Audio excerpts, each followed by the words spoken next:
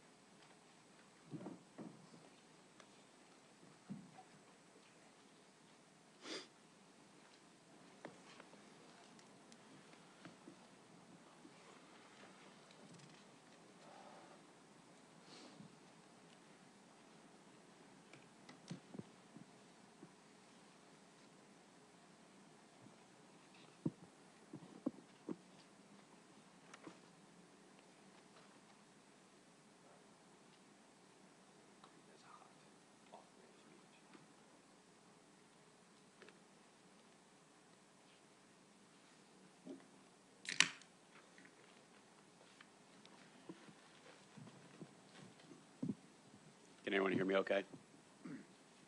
Check, check. So we're going to start off this forum and hearing. I want to thank our guests for being here today and our subject matter experts. I also want to thank Representative Bob Good for being in attendance. The purpose of this hearing is to ensure that we have the ability to ask the questions that are necessary to get transparency on the attempted assassination of President Donald J. Trump in Butler, PA on July 13th.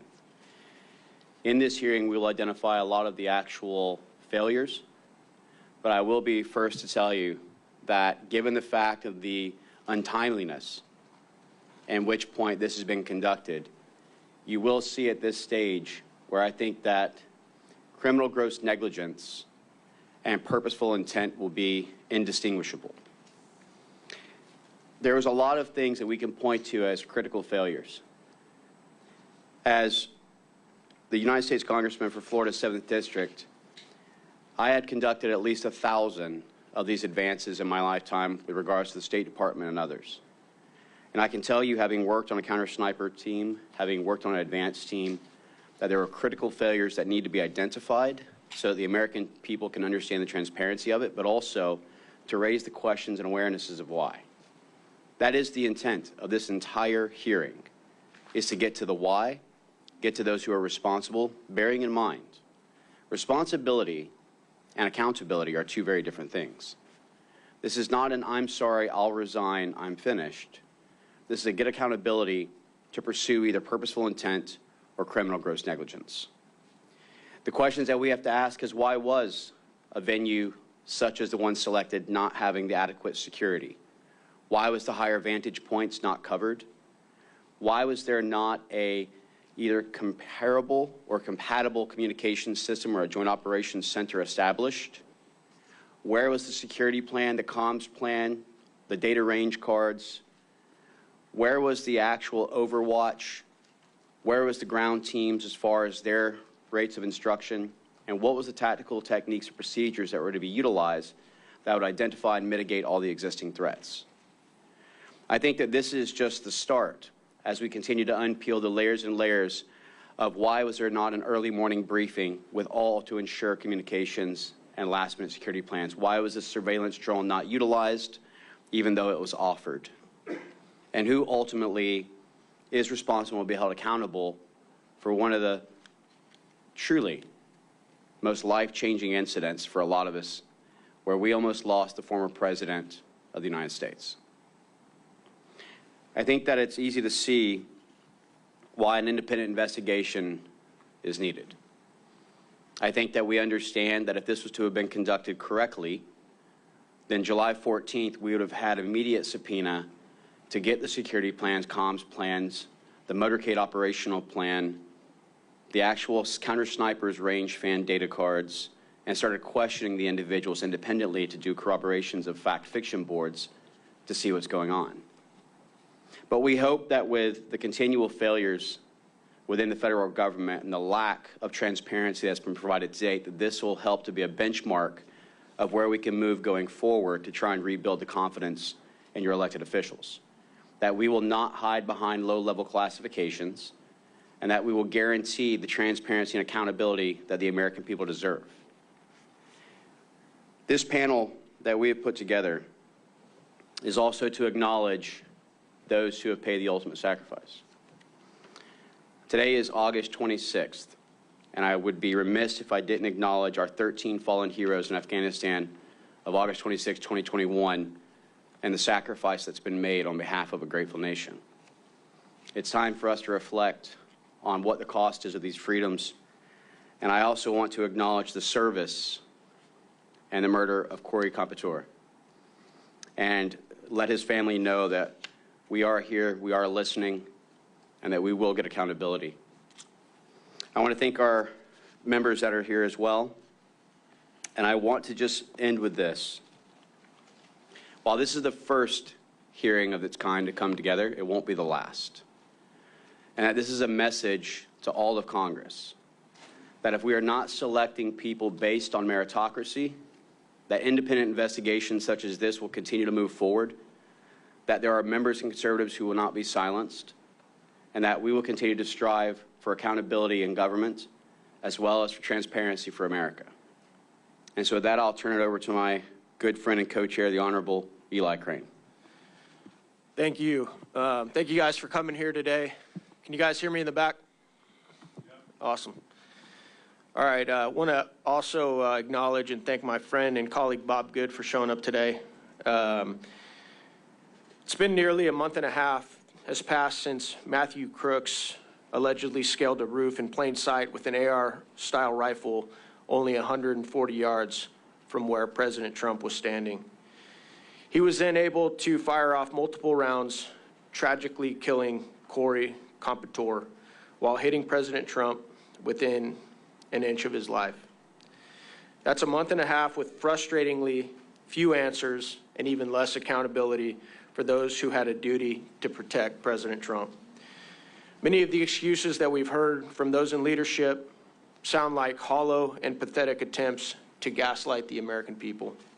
This is also why Rep. Biggs and I have recently introduced legislation that would require the surrender of all Secret Service records related to the events of that day to be released. As a former Navy SEAL sniper, it's evident to me that many basic security measures were completely dropped, making President Trump extremely vulnerable. There's simply no excuse. I want to say thank you to my colleagues and our subject matter experts for joining us today. for this forum examining the attempted assassination of President Donald J. Trump. It's clear that there was a complete breakdown of the security forces on the ground in Butler on July 13th. Today, we'll be examining how this breakdown in basic yet vital security measures nearly resulted in the assassination of former president and current nominee for the highest office in the land. After the last hearing with former Secret Service Director Cheadle, during which the House Oversight Committee received no substantive efforts, it's imperative that we continue to conduct oversight regarding the actions and failures that occurred on and surrounding July 13th. Accountability must be inescapable for those responsible. While coverage of the attempted assassination has all but disappeared from mainstream news outlets, we're committed to keeping our eye on the ball to ensure that this never happens again. I'd like to again thank our subject matter experts who are with us today for giving their time and their knowledge to help uncover the truth and bring all facts to light. Now I'd like to take some time to introduce each of these men and provide a brief summary of their relevant backgrounds and expertise. In addition to being a well-known political commentator, radio show host, and author, Dan Bongino is a former United States Secret Service special agent. In 2002, he left the New York field office to become an instructor at the Secret Service Training Academy in Beltsville, Maryland.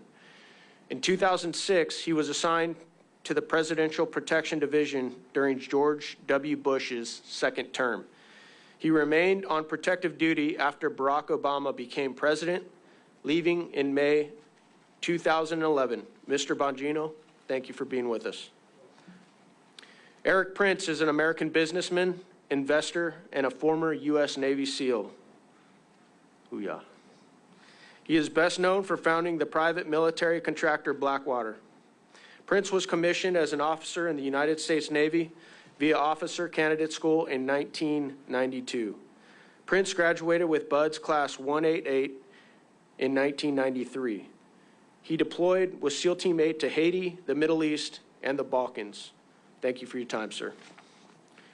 Mr. Ben Schaefer is currently an operator with Washington Regional SWAT, serving for nearly 7 years, and has served in critical military and law enforcement roles for over 20 years.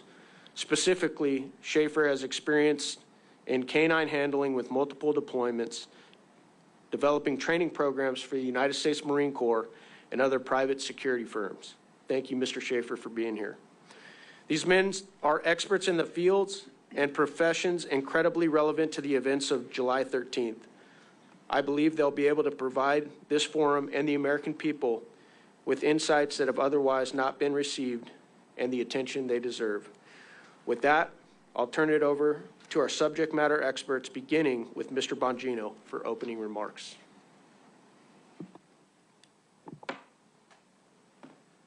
Well, thanks for your time. Thank you for doing this. Sound okay? Everybody hear me back there? Yeah. Great, fantastic. Listen, let's just get right to the point. This was an apocalyptic security failure. A man was murdered in front of his family. 3 people were shot on live television, including President Trump in the head, who came within 2 millimeters of having his head explode on national television in front of millions of people. There's no sugarcoating it. It's no time for BS. Unfortunately, as Congressman Crane and Mills both indicated, the story seems to have been vanquished to the phantom zone of media coverage. It's amazing how we're still talking about JFK's assassination, but nobody seems to want to talk about President Trump being shot in the head on national television, despite the fact that we have no answers. So I have 5 minutes, so I want to keep it quick, and I want to make 3 points. I worked in the Secret Service for 12 years. I loved it. I worked with some really amazing men and women who gave everything. I mean, a couple of them literally gave everything. I know guys who've gotten bizarre diseases overseas, like chikungunya fever and protection operations. Everybody gave a little bit of something in the Secret Service, and it was a real honor to say I was part of it. But they have 3 institutional problems, I believe, in the macro will help us get to the bottom of how this Secret Service apocalyptic failure won't happen again. First, they have a technology problem. The joke in the Secret Service, which is just sadly no longer funny when I was there, and it wasn't funny then either, is they rely on yesterday's technology tomorrow. Think about that. Yesterday's technology tomorrow. Everything from computer systems that waste agents' times, filling out time and attendance records they were doing, to Congressman Crane and I discussing the fact that they only implemented slings, a technology as old as the wheel, about, I don't know, 5 or 6 years into my time in the Secret Service, which is embarrassing. The weaponry was old, everything was old. These are things I would have talked about sooner if they didn't create a security crisis, and I obviously didn't want to air them publicly. Now you're seeing what happens when you don't have a drone up at a site you could have bought for $39.99 on Amazon. Second, another adage in the Secret Service, you've heard even the new acting director discuss, is the more with less approach. There is no more with less, there's less with less, okay? The Secret Service more with less approach only works if you produce more. That's how capitalism works. You produce a flat screen TV that was probably 20 years ago $10,000. It's $200 at Walmart now. They produce a better TV with less. That's not what the Secret Service did. They produced less with more. They were given more money and produced less. A 20-year-old criminal outsmarted them on a $40 drone technology piece of device. You're telling me that's more with less? That's disgusting. That's nothing with less. That's less with more. Their budget went up. You guys know, you're appropriators. You know that. Third, and I'll wrap it up with this, turn it over to Mr. Prince. The investigative mission, the Secret Service, that they're telling you they need to make them better agents is total crap. That's garbage. Their agents are talented, smart people. They can figure out how to do protection without running out cheap $20 counterfeit notes at 7-Eleven on a Friday night while the president's getting shot in the head. How is it we have a DEA, we have an FBI, we have TIGTA, the IRS, CBP, and 1,000 other entities with a $6 trillion budget, which I know a lot of you guys have been fighting against this grotesque spending. $3 billion goes to the Secret Service, and we're wasting time running out counterfeit notes. It's a serious problem, counterfeiting. Granted, it might be a legacy item. They started doing counterfeiting. That's not what we do now. Get rid of the investigative mission, turn it over to other people, let them do what they do best and should do best. Protection. Thanks a lot for your time. Thank you for doing this. Thanks to the panelists as well and everyone attending. Appreciate it.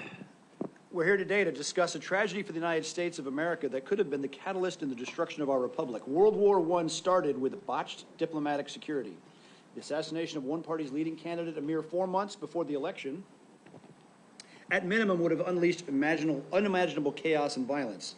The cancerous rot of unaccountability has metastasized throughout our entire body politic. Our obscene levels of government waste ooze like a gelatinous mold across society. Our borders, so porous they are reminiscent of a spring flood tide. The security apparatus suffers failure upon failure globally. Our enemies mocking us even while the permanent deep state has weaponized the justice system and delivers a Soviet style of lawfare. In the case of Butler, Pennsylvania, only the disinfectant of transparency and accountability will start to repair the cascading errors that led to the tragedy. In analyzing tragic events, Gray's laws come into effect. Any sufficient advanced incompetence is indistinguishable from malice. The mission of this panel must be to provide a no-holds-barred analysis of all the shortcomings that piled up to enable Butler to occur, an op order for the next administration to correct decades of drift from excellence. I know how difficult high-threat executive protection work is. One must be prepared, coordinated, and lucky every day. The bad guy only has to get it right once. There is no question that a failure of coordination, communications, training, and leadership failed America in Butler, Pennsylvania with tragic results. I'm honored and happy to help ensure that will not happen again.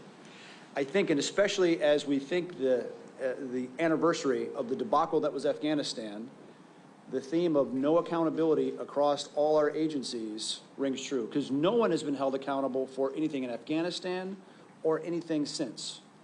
And I think a corollary is if we think back to the debacle that was Desert One, the attempted Iranian hostage rescue mission in 1979, ended terribly. 8 Americans dead, international embarrassment, didn't rescue the hostages. Congress took action, changed how the money is spent. Why? Because if you try to do a special operations mission, or if you're trying to do a protective mission while you're doing currency investigations, no, you can't serve two masters.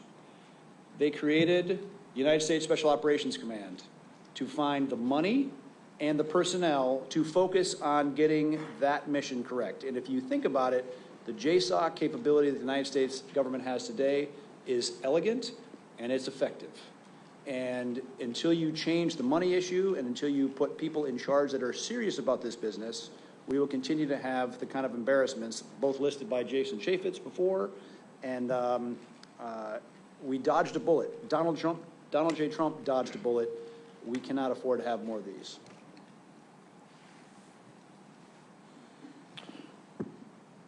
Good morning. My name is Ben Schaefer. I'm a SWAT operator with Washington Regional SWAT Team that was tasked for presidential support on that day. I just want to take a moment to thank everyone for the opportunity to be here today as you examine the assassination attempt on former President Donald J. Trump in Butler, PA. Before I begin, I feel compelled to also echo those condolences for all the victims that suffered that day and continue to suffer because of those tragedies.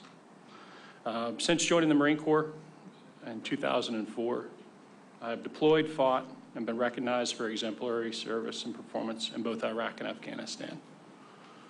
I've provided security services to the President of the United States and other high-ranking members in the United States government.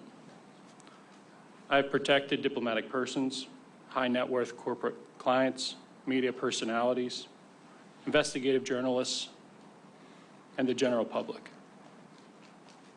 I continue that work today as a SWAT team leader and executive protection specialist.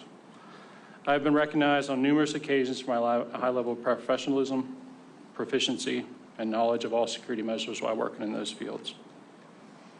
As I analyze what happened in hindsight and real time on July 13th, there's a few points that I'd like to talk or mention that haven't sat well with me or I haven't been able to reason. Part of that is in the communication conversation of what happened that day and the abilities or lack thereof. The ability to communicate quicker between agencies is definitely a shortfall. That was not optimized in what we'd normally see in a presidential support mission. This all led to an obvious delay in communication when we were beginning to target and respond to the threat that was Mr. Crooks that day. The lack of coordination between tactical element leaders and the Secret Service left ground elements in the dark and prevented necessary time to prepare for specific venue considerations and needs prior to that event. All Overwatch, sniper, counter-sniper positions should have had direct communication with each other that day at that entire rally. Some of the technical difficulties that have already been mentioned that I'd like to echo is a lack of drone coverage or drone overwatch that day, which left many danger areas exposed and severely, and I say that again, severely, impacted the ability to secure the venue and the event itself.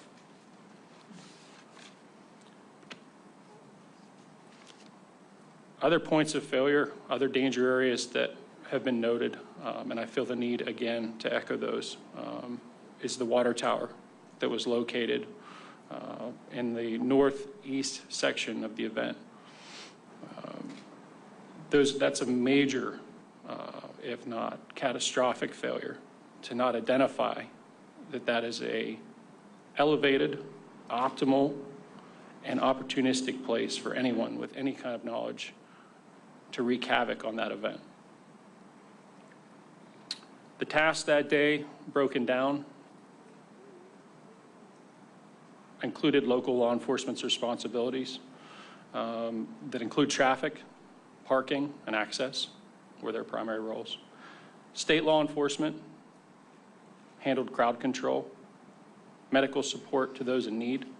Due to the temperature that day, there were a lot of heat casualties, a lot of heat strokes, a lot of heat stress-induced issues.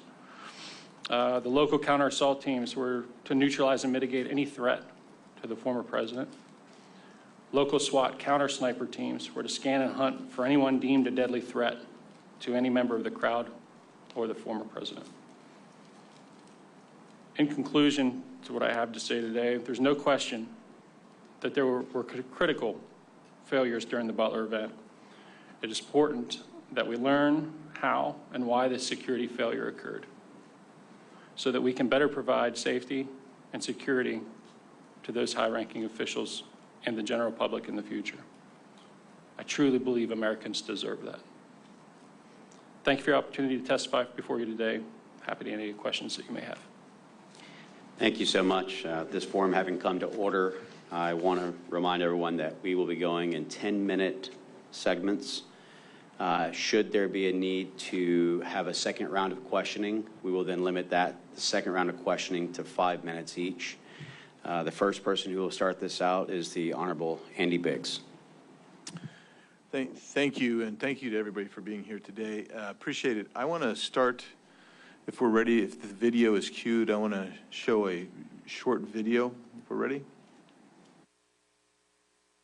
Stunning new video tonight showing the moment Donald Trump's would-be assassin climbed onto the roof of that building just 2 minutes before he opened fire. Yeah, look, there he is. You can hear bystanders desperately trying to alert police. Authorities now using that video as part of the investigation. Walk us through what you were seeing in the minutes before the actual shooting happened. Well, there was a lot of people around the building that were complaining about some guy crawling up the building and then crawling up the roof. Gentlemen, so we're going to bring him up for can we bring him up for a couple of minutes? You get ready, McCormick. You get ready. I'll get you up here. The world will see a vibrant Republican. Look, they're all pointing. The Atlantic, maybe the Pacific. Yeah, someone's on top of the roof. Look. There he is right there. Right there, you see him? He's laying down, you see him? Yeah, he's laying down. And look what happened to our country. Probably 20 million people. And you know, that's a little bit over that short 60 months old. And if you want to really see something that says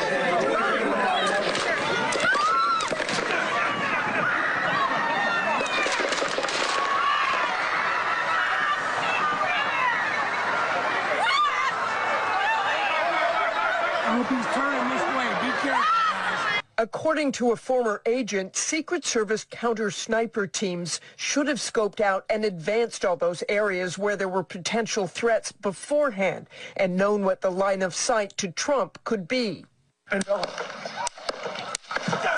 fact that somebody was able to get within 200 yards with a rifle and be on an exposed rooftop, be seen by other people there, be seen by where it should have been cameras and drones and many other things in place.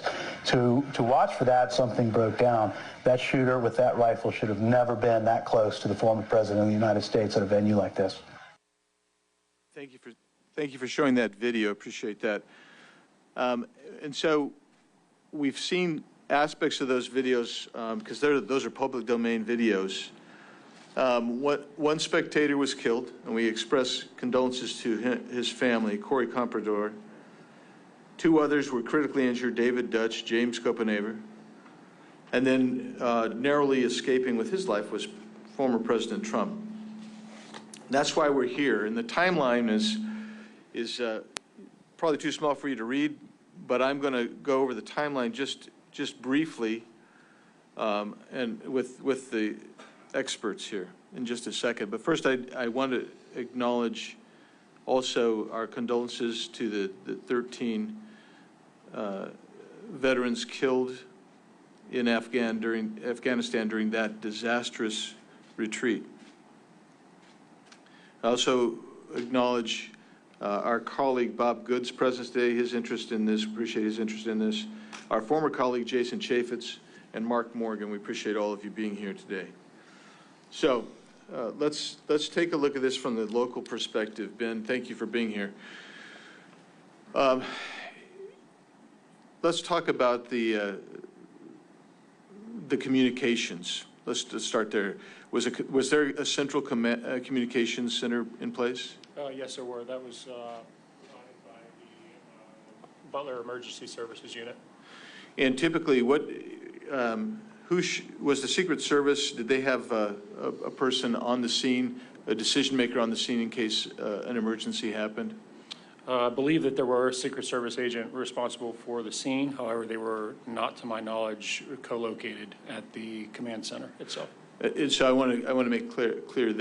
So who was present in the communications command center that might have made decisions for Secret Service? Secret Service, my understanding is that the information that was gathered by the command center, which would have been being operated by the Butler Emergency Services Unit and the commander in that capacity, he was responsible for relaying that information to a point of contact he had, and my understanding was that it was over a cell phone as opposed to in-person communications. Is that normal to have a cell phone communication, or is there usually a body there that can make a decision? In most security postures and events that I've been part of for these types of events, there is someone actually physically co-located for that reason. Due to the loss of cell phone service, which we experienced that day, a possible loss of radio communications that day. It's a very robust and fail-proof way to communicate because of the level of importance that's needed. Did you,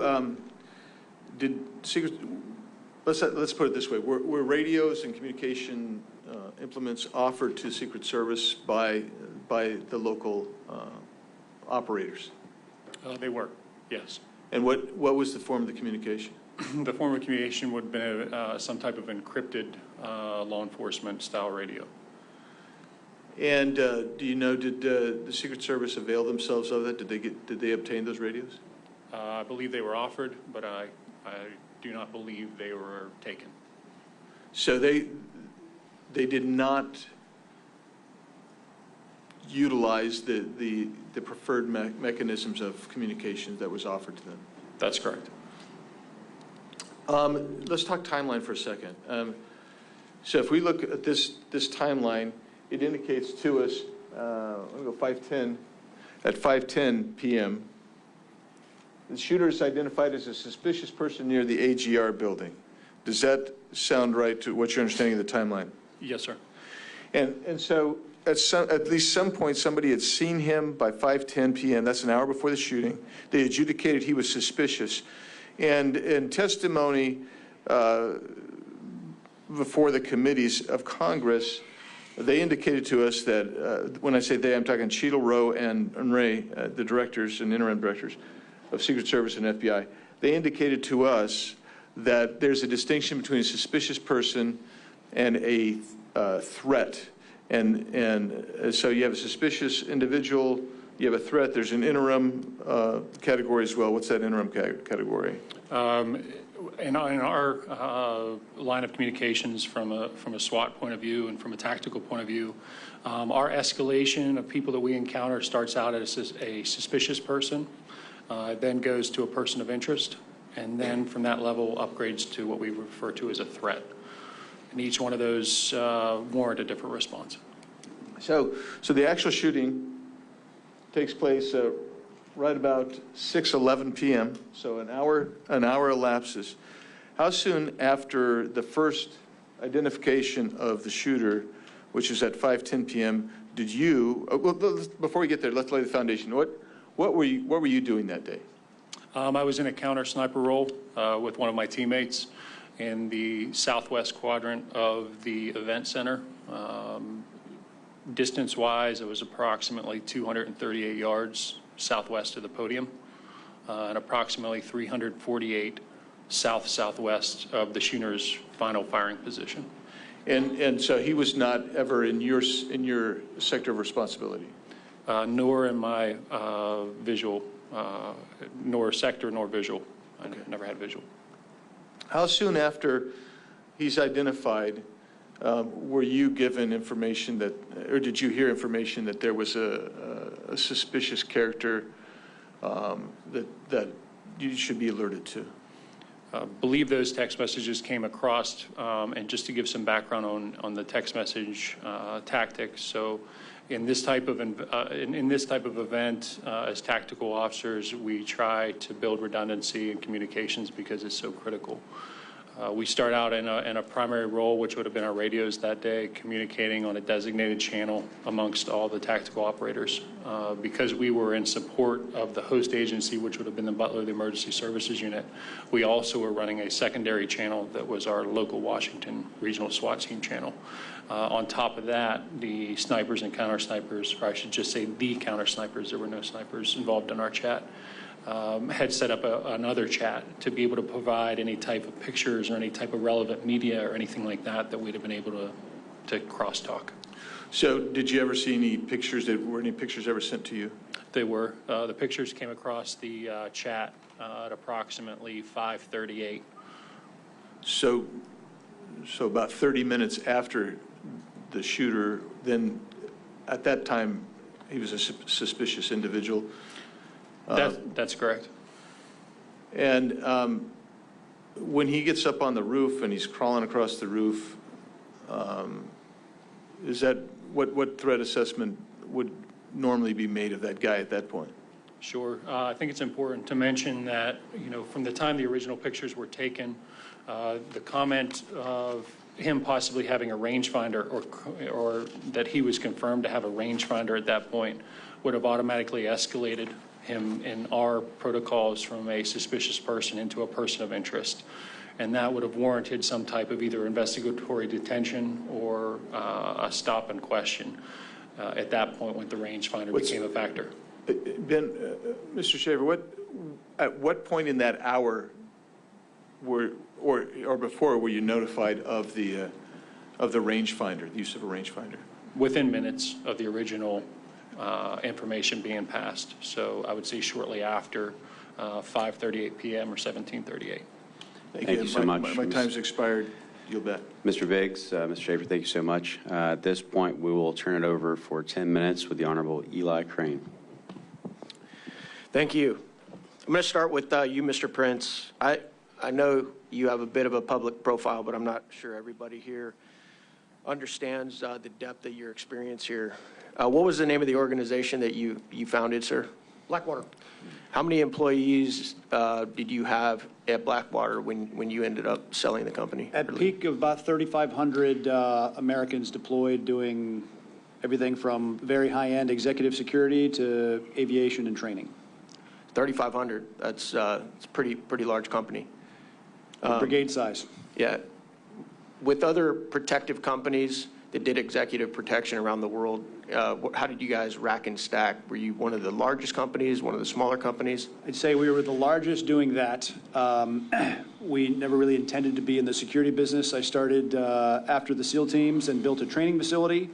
SEAL teams had been using private facilities since the 1970s, and no one had done one on an industrial scale. And started, and then as the demand signal of 2 wars and all the gaps created by trying to take a conventional military into a counterinsurgency created a lot of demand signal, and so we responded by providing a lot of executive security and ended up doing most of the diplomatic security work for almost 10 years. Yeah. Though there's some similarities between what the Secret Service does and what you had to do overseas, there are definitely some differences.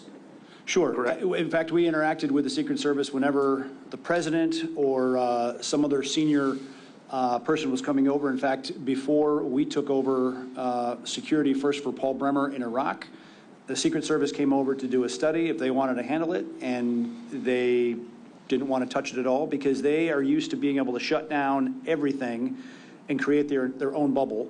You can't do that in an active war zone, so that job fell to us, and we grew into that. It was, and that expertise also led us to doing a lot of training for other State Department programs where we'd had at least a dozen countries send their Secret Service equivalents that protected their presidents, and whether that's Lebanon, Colombia, Taiwan, a lot of places with active threats and very active, whether it's Sicarios or Hezbollah, we prepped those units to face that kind of threat. And, we did it, we did 100,000 missions. No one under our care was ever killed or injured. I want you to repeat that, sir. Did you guys ever lose a protectee? No, we did not. Thank you. You said something interesting on an episode of Sean Ryan that I saw a couple weeks ago. You said, thank God it was a 20-year-old kid and not a 10-man Hezbollah team. Can you expound on that a little bit? Sure, because the fact that a 20-year-old kid could get his drone in the air, could get himself into a firing position only 140 yards away. 140 yards is point-blank range. My then 12-year-old son could have made that shot. And thank God that 20-year-old aimed at a headshot at President Trump, because if he'd aimed center mass, President Trump would probably be dead, because I don't think he was wearing plates. He wasn't wearing any kind of body armor that would have stopped that rifle round. And a 78-year-old man taking a gunshot wound to the upper chest is not going to go well. A Hezbollah team or ISIS or you name the terrorist organization that actually knows what they're doing would have been successful that day. And the Secret Service was nearly defeated by a 20-year-old, and we all, including Donald Trump, literally dodged a bullet that day. So I want to double down on that real quick. In your opinion, in your professional opinion, is the Secret Service in its current form and leadership able to stop a threat like that? President Trump was definitely deprived of resources that day for whatever their political reason. They had 1/3 the amount of agents covering him as were covering Jill Biden in the same region at an indoor event. She had 12 post holders covering her. Again, no statutory or constitutional authority for the First Lady. Donald J. Trump was had 4 Secret Service agents assigned. And I think even when you look at the debacle of a failure of the advance team to actually secure the perimeter and to deny the obvious sniper hotel locations where a bad guy is going to set up from, to the complete lack of coordination and communication, not communicating with the local law enforcement, not taking the radios of local law, come on, to even when shots were fired, the clumsy, unprofessional way of getting the protectee off the X. There was catastrophic failure across the entire enterprise. Thank you. Mr. Bongino, I want to turn to you real quick. As somebody with a lot of experience in the Secret Service, is it correct, sir, that you at this point have members of the Secret Service whistleblowing and calling you right now to talk to you about the culture of the Secret Service? There are so many. It's getting to the point now where I thank them and say, but I've already heard that from 10 other guys. And I bring that up because none of these problems are new. Anybody telling you that is lying directly to your face, and you better hope they're not under oath. Anyone is suggesting in a congressional hearing or elsewhere that these problems are new, the personnel problems, the logistics problems, the manpower problems, the technology problems. I just told you a sad running joke in the service when I was there. I'm gone since 2011. Last time I checked, it's 2024. It was yesterday's technology tomorrow. And other things here that are inexcusable that have been brought up before, like Ben and Eric just brought up. The communication failures are basic. This isn't like the Secret Service $1 million radio system that uses NSA-level encryption magically broke down that day. They literally handed them a radio they didn't take. This is why when Congressman Mills says, you know, borderline criminal negligence, you should take that seriously. What could possibly be your excuse to say, you know what, I don't really need to communicate with the law enforcement guys out there on the scene. We asked to, they had no obligation to be there. It's a Secret Service's job to protect the president. Out of a courtesy, they showed up. And you don't even have the respect of these local law enforcement people, respect for them to take the radio?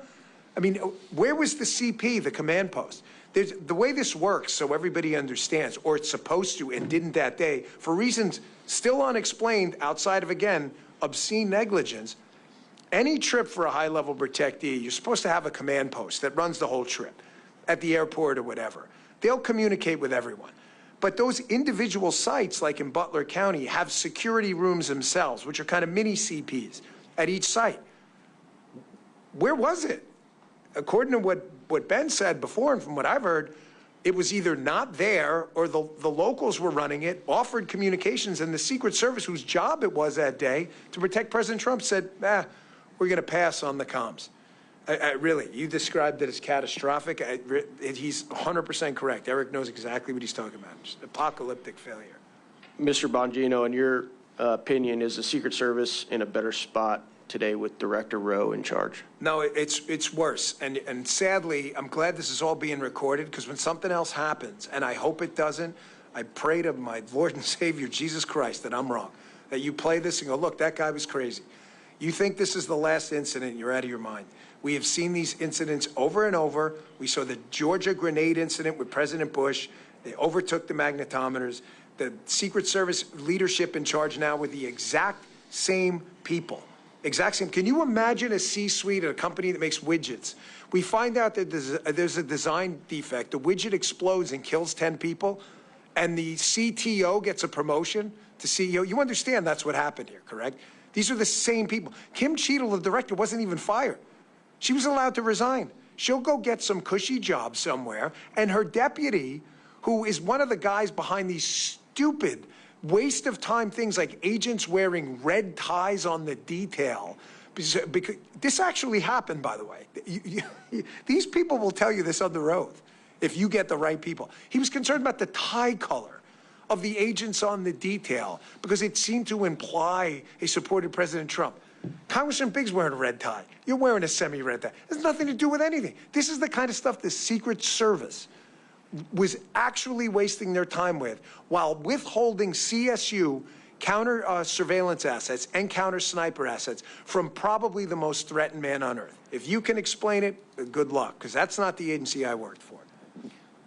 My last question is for Ben Schaefer.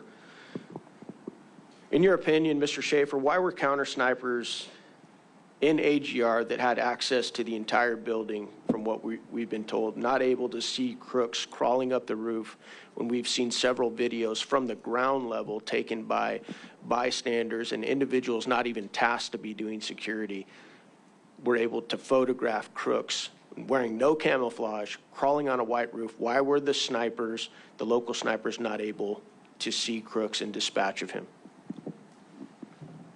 I can only pass this knowledge through secondhand communications. I was not privy to that location or to survey that ahead of time.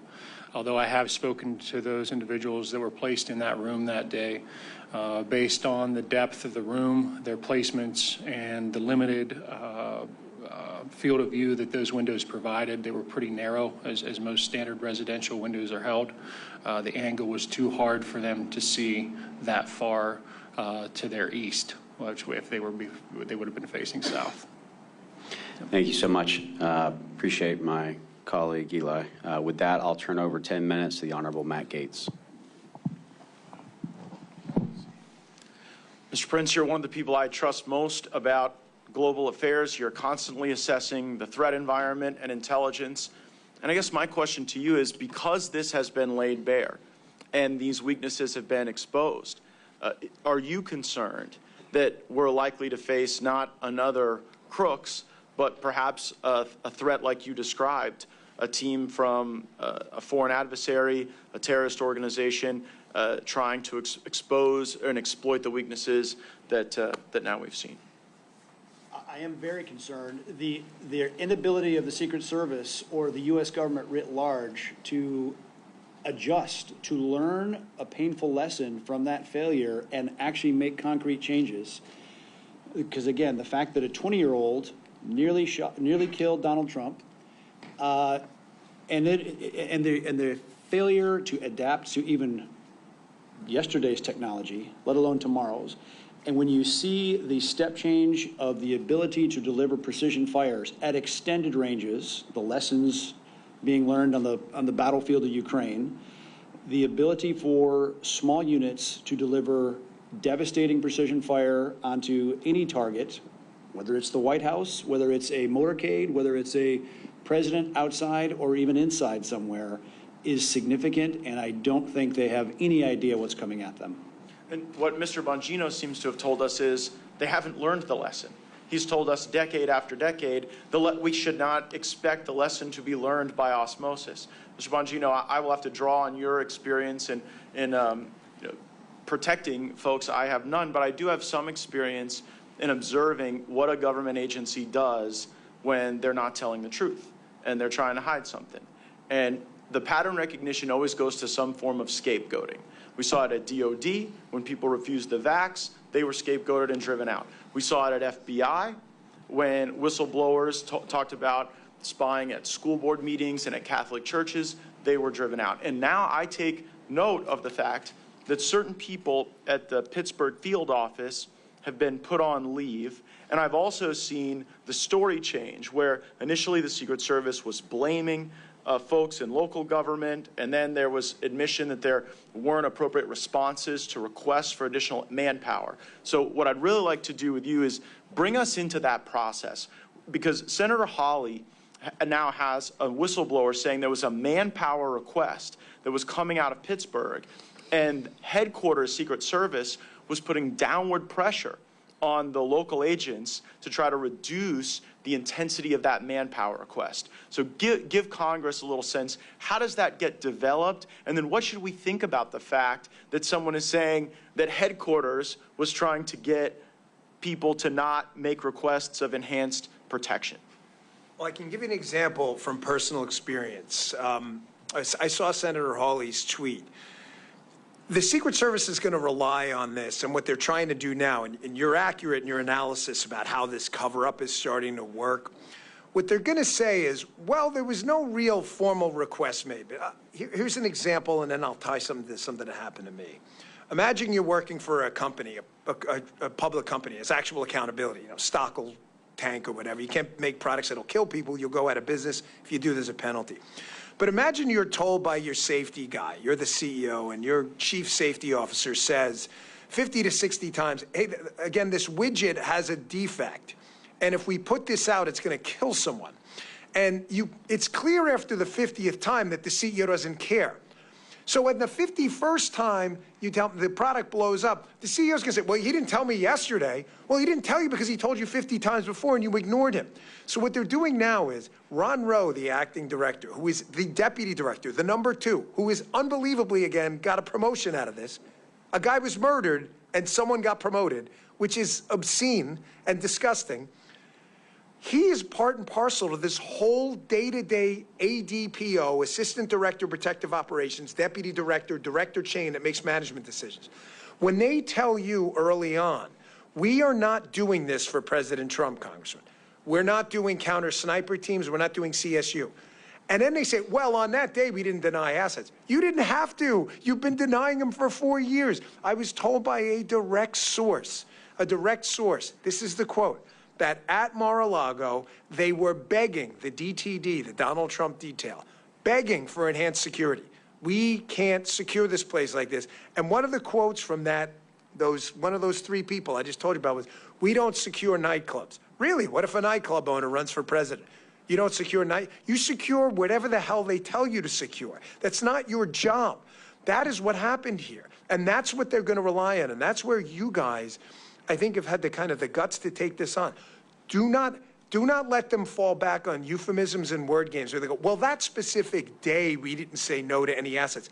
Have you in the past? How often? Matter of fact, how many counter-surveillance teams have you actually dedicated? What percentage of Trump sites? How many CS teams? There's a story out there that was the first time counter-sniper Secret Service assets were ever used at a Donald Trump site. So you're telling me your most threatened protectee had no professional Secret Service overwatch? As Ben showed, these guys are more than skilled and competent. They don't need the Secret Service to tell them how to do their job. I think that gets to this intent question that Congressman Mills framed up perfectly at the beginning of our discussion.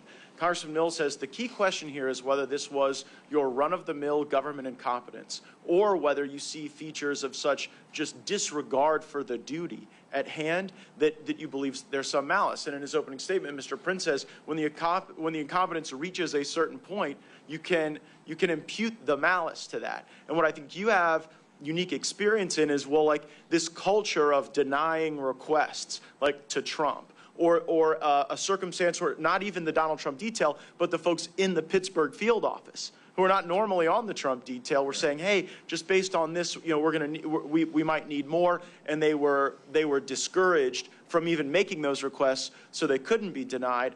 I think you can give us a lot of insight into the type of questions we need to be asking and of who to understand that culture, because like you think of the Secret Service, they're off with a number of protectees, yes, right, of all kind of different profiles and different, I guess, priority, for lack of a better term. And so, like, what should we think about imputing malice at a point in which Donald Trump, one of the most threatened people on the planet Earth, is having to endure these denials and this culture of limited protection while you're seeing other details, beefed up substantially? I think, and I don't think I put this out yet, but I'll put it out there now.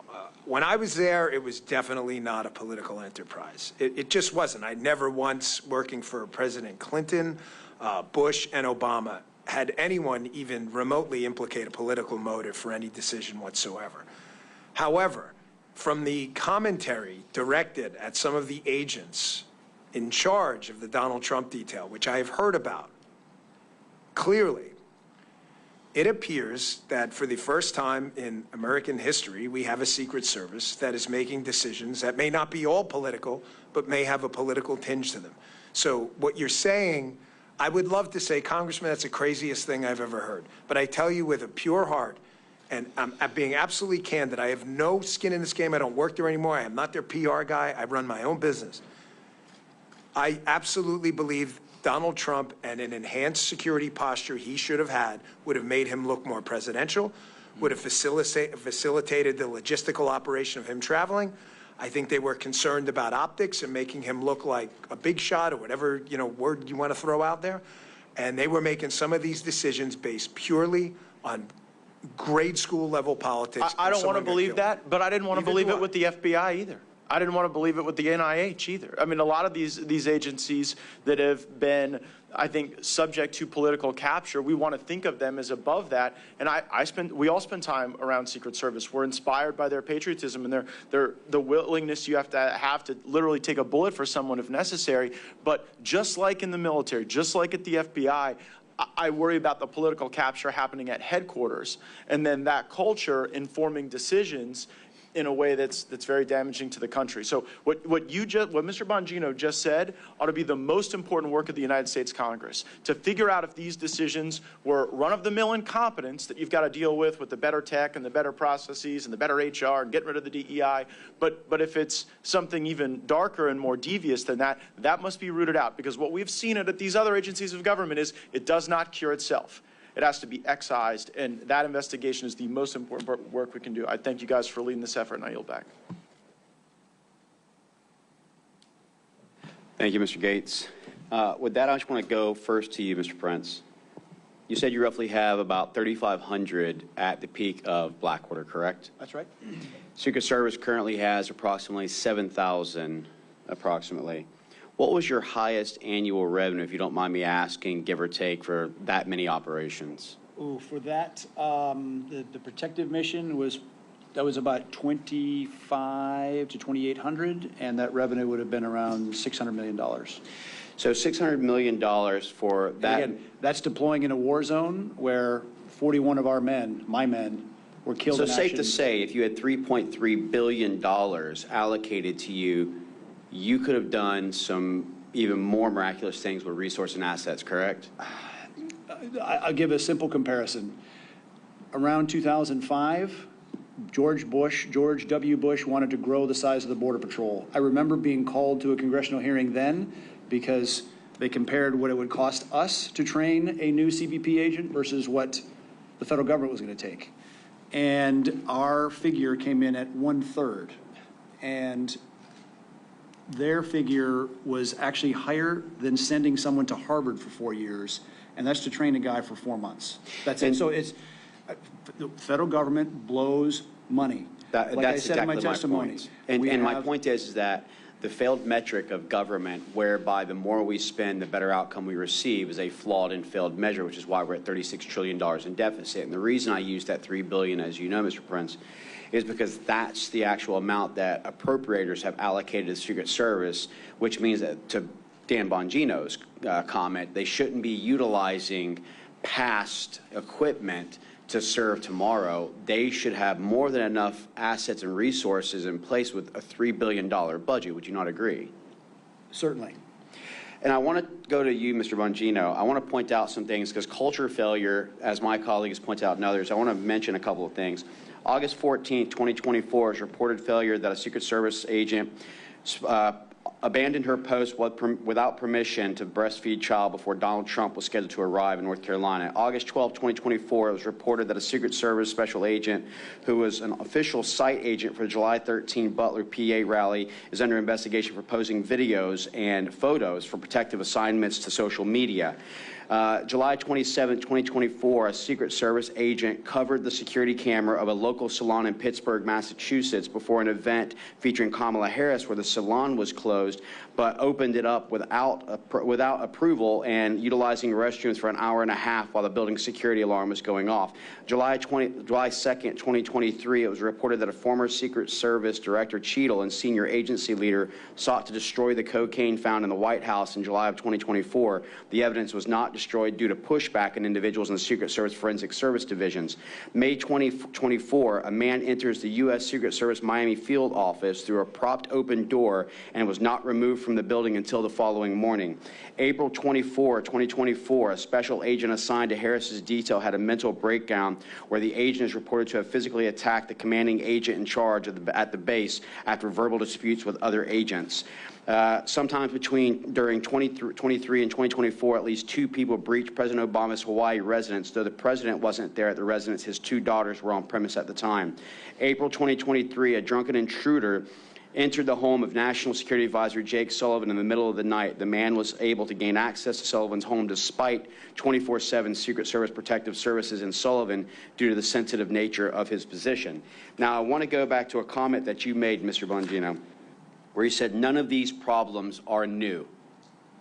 I think just the list of those that I've just mentioned shows that this is not a new problem, but has existed for quite a while. And with a $3 billion annual budget, I would think that we would start evaluating those mistakes to make those corrective actions. Would you agree with the things that I've listed, with the budget that is allocated, that there should be a much better provision of security for protectees than what you're seeing today? Oh, there's zero dispute about this. You know, Mr. Prince's company had accountability. People fire him and find a new company if he lost a protectee. You can't fire the Secret Service. 18 U.S.C. 3056, they're obligated to protect him. The Secret Service has a culture problem, Congressman. I was an instructor in our training academy in Beltsville, Maryland for 3 years. I ran operations over there, taught investigations over there, spent a little time in the Control Tactics Unit. I was there for 3 years. Unfortunately, I can't count on one hand. I would need probably 2 and toes as well to count how many agents who could not meet even basic protective functioning skills and criminal investigative skills, but who met other criteria completely irrelevant to job performance, who were pushed through and told with a wink and a nod, this woman or man needs to graduate. Well, why? They're clearly incompetent. Every instructor who's encountered this person has said this person's incompetent to the point where in judgment drills, they're killing the protectee in the judgment drills. That's kind of not what we do. You're not supposed to shoot the protectee yourself in a simunition drill.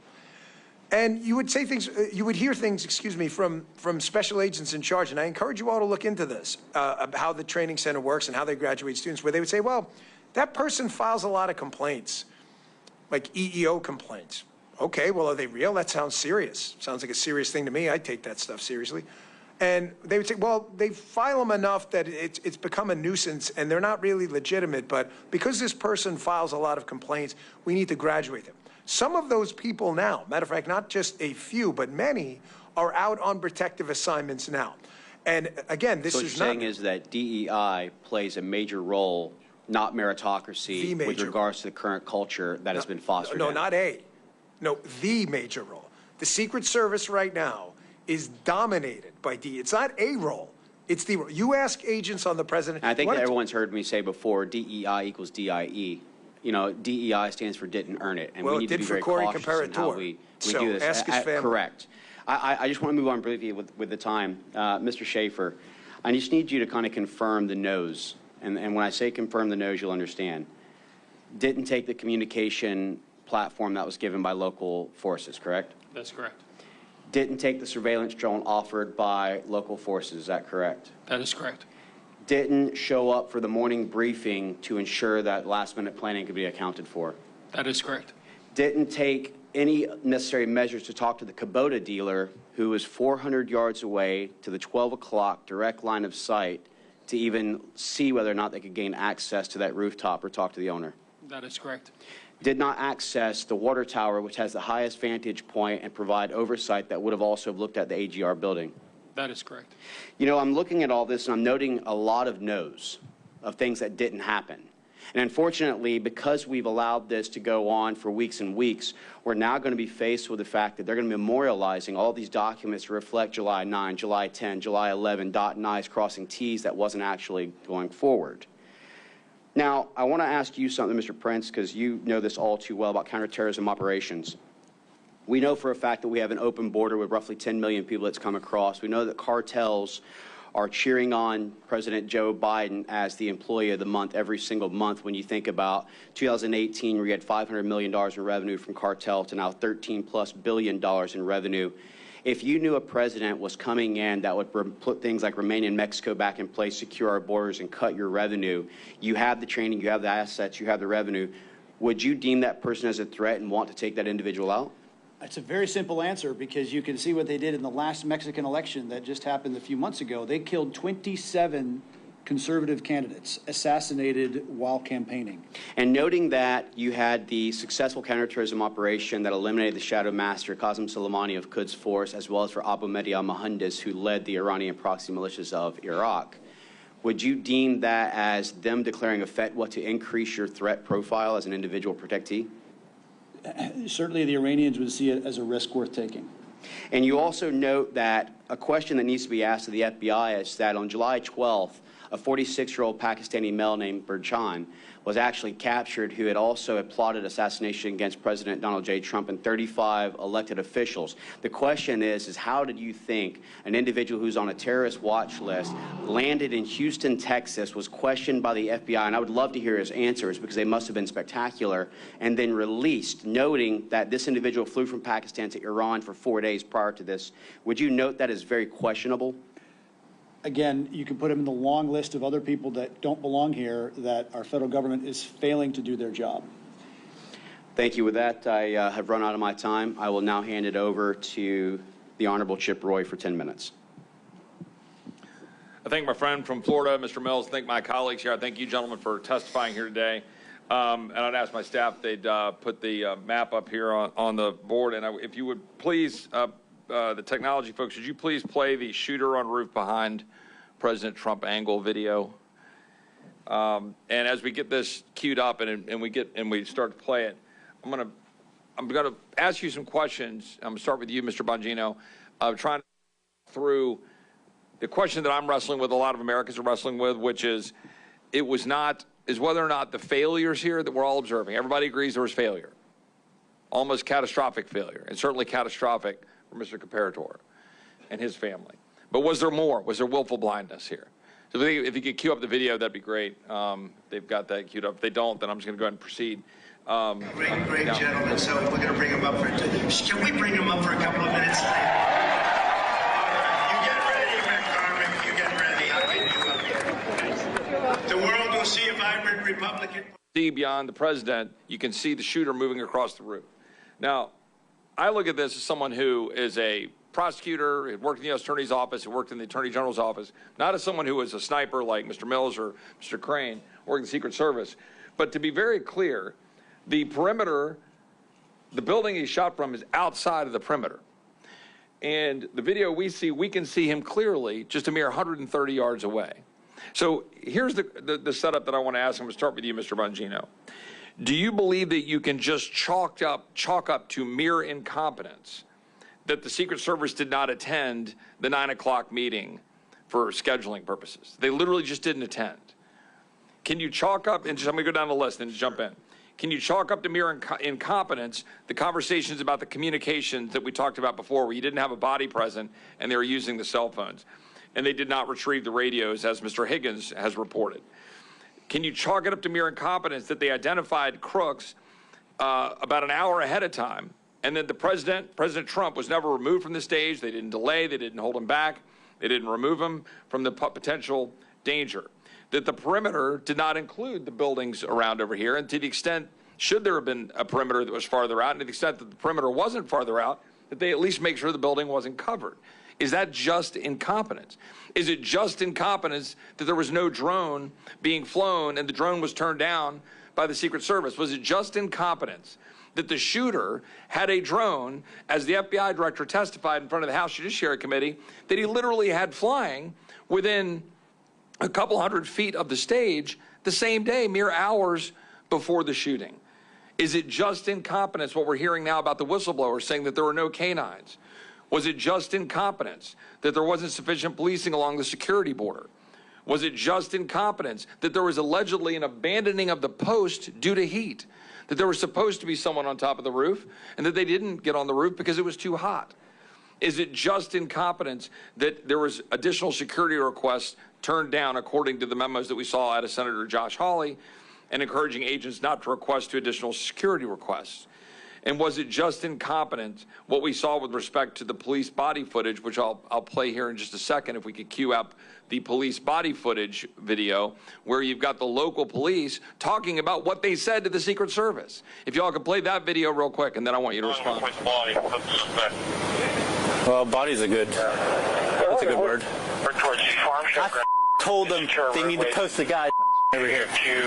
I told them that the Secret Service. I told them that Tuesday. I told them to post guys over here. I have no contact with you.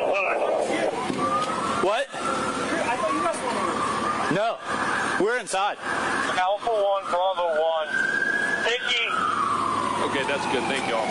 Mr. Bongino. I told them to post. Can you respond to that? I wasn't even concerned about it because I thought that's how we can you respond to that? Sure. Can you respond to that question? Because that's what the American people want to know. You know, Congressman, if you had just ended with your first statement and said, well, we may have screwed up the perimeter, you could maybe attribute it to ignorance. Layered incompetence always means intent, correct? So I'll give you an example. You're in a mall parking lot, it's 97 degrees, and you leave a kid in there and you close the door. Did they intend to kill the kid? Probably not. But how stupid do you have to be to do that? So in Secret Service training, you're basically taught a ring-based system, but don't think of it as rings. Think of it as a three-dimensional ring, like a bubble with rings. So you got this circle, but it's three-dimensional above and below. In that outer ring, again, this is Secret Service 101, Charlie Brown encyclopedia stuff. This isn't like advanced level PDT, protective detail training. In that outer ring, you have police officers. That outer ring is out to about 1,000 yards, which is about what a really technically proficient sniper can hit. Why was the perimeter set? Again, absolute total incompetence. But then factor in the other things, and I just want to add a few more.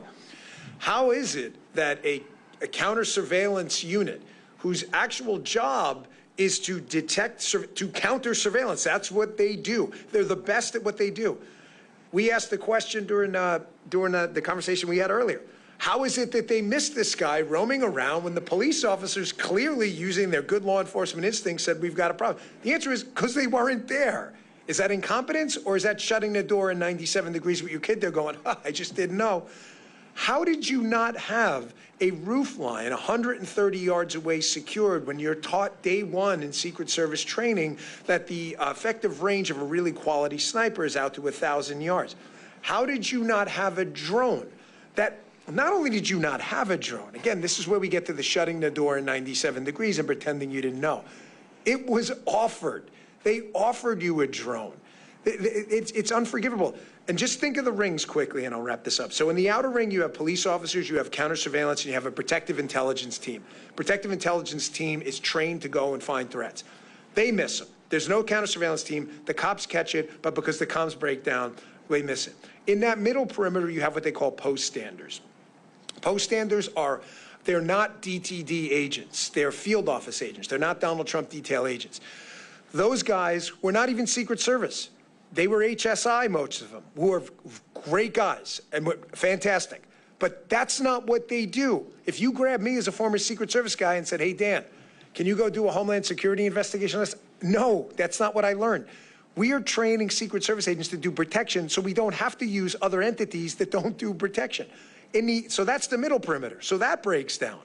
The inner perimeter, as you just saw, and I'm glad you played that video, envision that as what we would call the shift, the body guys, right? He's got a shift around him and supervisors. Everyone missed that guy crawling across the roof when he defeated the external, the middle, and the internal perimeter. You shut the door at 97 degrees. I'm sorry. Layered intent, layered incompetence like that is absolutely intent. I've got another question on that, but I just want to ask you, Mr. Prince, real quick. Do you have a relatively short comment on that? Can you dismiss all of this as sheer incompetence? The question I want to have answered is if other counter sniper agents, officers, saw any person laying in a prone position with a rifle pointed at the President of the United States, do they have authorization to take a shot immediately, or do they have to get permission? Because if the Secret Service wasn't there and they were laying at a stakeout for a bank robbery, would they have to get permission if they saw means and intent to murder someone? I don't understand why any of the other officers didn't engage sooner. Mr. Schaefer, do you have any comment on that in terms of the engagement and the rules of engagement that were in place? Yeah, absolutely. I can clarify that a little bit. So as a law enforcement sniper, we have a lot of responsibilities and inherited flexibility. One of those flexible procedures or statuses that we incur is known as compromised authority. Compromised authority in the law enforcement sense basically lays out the requirements for a deadly force response. And in that point in time, based on all the prerequisites that were identified and all the checks in the boxes that were made, Mr. Crooks would have met that level or that threshold. I'll let some of the experts on that subject follow up on that. I think there's probably some more follow-up there. I just want to ask one last question, my last minute of time. Mr. Bongino, we talked about this before. I have seen credible information, the extent to which the shooter had significant explosives that were sophisticated beyond that you would expect some 20-year-old just to put together, and that he had sophisticated detonation devices on his person, or a sophisticated detonation device, and importantly, that his digital footprint is completely MIA, that his digital footprint is missing, and that how can a 20-year-old in today's time have no digital footprint? So do you have any thoughts on that, any comments on that? And that'll be my last question. Well, 4 years of doing protective intelligence investigations with the Secret Service, interviewed probably hundreds of people who have credibly threatened our protectees. I've never seen anything like it. If you would have told me it was a 60-year-old guy who had lived most of his life without a computer and for the last 10 years had been planning this, hard to believe but digestible. You're telling me a 20-year-old kid who's grown up in the digital era figured this out when he was, what, 13, to never get an online presence? We've seen nothing. Nothing. We're now 6 weeks in. There's not a Facebook photo. You know, it's incredible. We know every single thing about these shooting incidents when there's a political narrative to be had by the media and the other side. We do. You know who their high school girlfriend was. Sadly, you know everything about these people. We know nothing about this guy. And sophisticated explosives, we have this massive law enforcement bureaucracy. No one's got him with an online search history at a library saying, how do I build this? He's 20 years old. It just defies logic. I can tell you, again, 4 years doing these exact investigations, never, ever seen or heard anything like this in my life. Thank you so much. We're now going to go into our second round of questioning. And again, I appreciate the panel and all that you guys have been providing in regards to expertise and on-ground truth realities. We're going to continue to move on, going back to the Honorable Andy Biggs. You're recognized for 5 minutes. Thank you. Thank you so much. I want to just try to hit some quick questions. When Mr. Schaefer, you were talking to us earlier about moving to texting. The counter snipers were texting. What does that do with your ability to stay on glass? Was a secondary or possibly even a third method of communication as it was utilized that day. The sniper teams in the law enforcement concept sometimes are not a team. Sometimes we're deployed into situations where we're a single operator. So we're not only responsible for the surveillance aspect of the service we provide, but also having that deadly threat ability on board. So that can be very distracting in that point in that day. That third level of communication would have pulled us away from our primary responsibilities to provide that deadly cover if needed. Thank you. And Mr. Prince, you mentioned security bubbles, and I want you to elaborate on that because we've talked a little bit about the perimeter. And the perimeter seems oddly narrow in this particular instance. Can you talk about security bubbles and the perimeters here? As Dan was talking, right, the normal of that bubble is out to 1,000 yards based on how far a capable sniper can take a shot. The fact is, clearly this bubble was less than 100 yards because they disregarded the industrial facility, the water tower, et cetera, and it speaks to the lack of seriousness of Secret Service leadership in how they were conducting these missions. I don't think they regarded Trump as a worthy protectee. They were doing the absolute minimum. And I say my greater concern is as you look at all the litany of failure is long and deep. And if it tips towards malice, that opens up an entirely different can of worms. Right. Because it's hard to be part of a republic with people that actually want to kill you. Right. Political disagreement, fine. Sell it at the ballot box. But if people don't want to sell it at the ballot box, then it gets sold by a cartridge box. And that's a very, very dangerous road to go down. Right. And well, we could go on that. I know some of my colleagues might want to do that as well. But I want to get to one last point, and that before I run out of time, and that is another failure. I think everybody here is probably, everybody up on this group anyway, has been with a president or a protectee, and there's been some kind of security hold. I mean, we've just stopped, and you say you're going to hold. Why was there no security hold put on Trump at any time if you had some kind of individual? I mean, that Ben, as Mr. Schaefer has described, actually did arise to a threat level. Why was there no security hold put on President Trump? Why was he allowed to go on the stage? Why wasn't he taken down? Why didn't we see a pause? For me? Yeah, Dan. What makes your question even more impactful is every Secret Service site for a high threat level protectee has what they call a holding room, which you would guess is for holding the protectee. I see Congressman Gacy because it's actually called the holding room. Yeah. The holding room is for things just like this. The holding room is let's say a congressman shows up and is a little late. There's an accident. They'll hold him in the holding room saying, enjoy. You all have been in it. None of this is new. You've been in the holding room. There's a Secret Service agent at the door. You guys have congressional hardpins. A staffer escorts you in. Every one of you has seen this or will in the Trump administration. This is not a mystery to anyone. Why was he put on what Eric had called, accurately so, the X?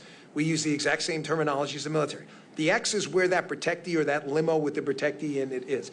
Why was he put on the X? You have an open threat. Ben has described, and your timeline lays out, was there for an hour. I'm not going to play any word games. Were they a threat or suspicious? Well, if you're a threat, it's because you're doing something suspicious. And if you're suspicious, it's because you could be a threat. These are silly, stupid word games. You know when it's not a threat? When your CSU or PI team goes and grabs the guy and determines he's not a threat. Until then, your question's accurate. You put him in the holding room, which is the point of the holding room. Can I ask one more question? So I just want to follow that up. And you made the point earlier about counter surveillance. There were no counter surveillance teams there. There's a public domain videos of him, Mr. Crooks, wandering around. Was there anything in his behavior wandering around that if he would have had a counter surveillance team there, it would have triggered an interaction with this guy earlier?